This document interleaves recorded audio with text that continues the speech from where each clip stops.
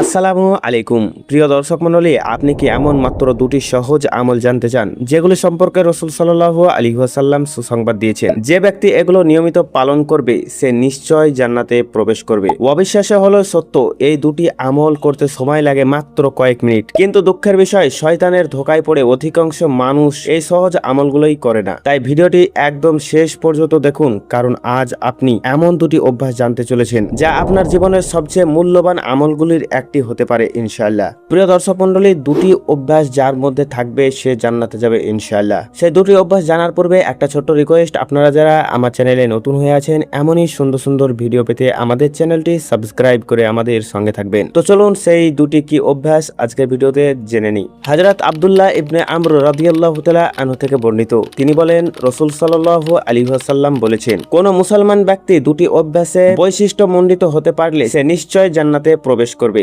জেনে রাখো, এই দুটি বৈশিষ্ট্য অর্জন করা খুবই সহজ, কিন্তু সে অনুযায়ী আমল করে খুবই অসংখ্যক মানুষ। তো চলুন সেই দুটি অভ্যাস কি জেনে নেওয়া যাক। 1 নাম্বার, প্রত্যেক ফরজ নামাজের পর 10 বার সুবহানাল্লাহ, 10 বার আলহামদুলিল্লাহ এবং 10 বার আল্লাহু আকবার। রাবী বলেন রাসূল সাল্লাল্লাহু আলাইহি ওয়াসাল্লামকে আমি নামাজের পর নিজের হাত গণনা করতে দেখেছি। এরপর রাসূল সাল্লাল্লাহু আলাইহি ওয়াসাল্লাম বলেন, 5 ওয়াক্ত নামাজে মুখে উচ্চারণে মোট 150 বার হবে, আর মিজানে আমলের পাল্লায় তা 1500 নেকি হিসাবে গণ্য হবে। 2 নাম্বার, ঘুমানোর সময় শয্যা গ্রহণের সময় 33 বার সুবহানাল্লাহ, 33 বার আলহামদুলিল্লাহ আর 34 বার আল্লাহু আকবার, মোট 100 বার। ফলে তা মিজানে 1000 নেকিতে রূপান্তরিত হবে। এরপর রাসূল সাল্লাল্লাহু আলাইহি ওয়াসাল্লাম বলেন, তোমাদের মধ্যে এমন কে আছে যে একদিন ও এক রাতে 2500 গুনাহ করে, অর্থাৎ এত বিপুল নেকির মাধ্যমে বহু গুনার ক্ষমার আশা করা যায়। সাহাবীগণ বললেন, হে আল্লাহর রাসূল, এমন সহজ একটি ইবাদত কেউ কেন নিয়মিত করবে না? রাসূল সাল্লাল্লাহু আলাইহি ওয়াসাল্লাম বললেন, তোমাদের কেউ যখন নামাজে থাকে তখন শয়তান তার কাছে এসে বলতে থাকে, এটা মনে করো ওটা মনে করো। ফলে সে নামাজ শেষ করে ফেলে, কিন্তু এই তাসবিহ